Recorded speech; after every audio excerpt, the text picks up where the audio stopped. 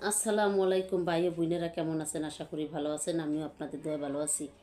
তো আসলে দুঃখের কথা কি বলবো, আমাদের দেখেন শুক্রবার দিন কত ভয়ানকভাবে একটা ভূমিকম্প হয়ে গেল। ওইটার আতঙ্ক আমরা এখনও আছি, ভয়ে আছি। সাত 6টা 8-এ আবার এখন দেখেন যে বড় একটা ভূমিকম্প হলো, মোটামুটি ভালোই গেছে। এটা অনেকেই বুঝতে পারছেন। তো আসলে এরকমের কেন হচ্ছে জানি না। আল্লাহ পাক আমাদের আসলে কি পাপে আমরা ধরছে আমাদের তাও জানি না। তা যদি আমাদের পাপ নাও হয়ে থাকে তাহলে আল্লাহ পাক আমাদের কেন এরকমভাবে শাস্তি দিচ্ছে। তো আসলে আমরা সবাই আসেন আল্লাহ বিল্লাহ করি, আল্লাহর কাছে বলি যে আল্লাহ যেন আমাদের সবাইকে হেফাজত রাখে।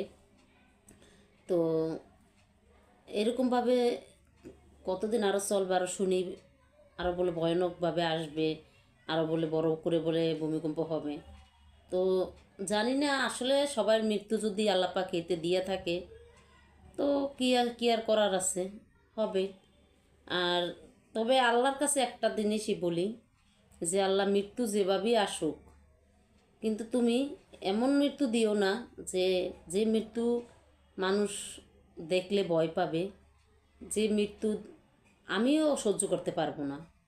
আল্লাহ সেই মৃত্যু দিও না কাউকে, কারণ মৃত্যু তো হবেই। আইজ হোক আর কাল কাল হোক, মৃত্যু তো ইনশাল্লাহ হবে। আল্লাহ পাক মৃত্যুর আশা তো পূর্ণ করবি।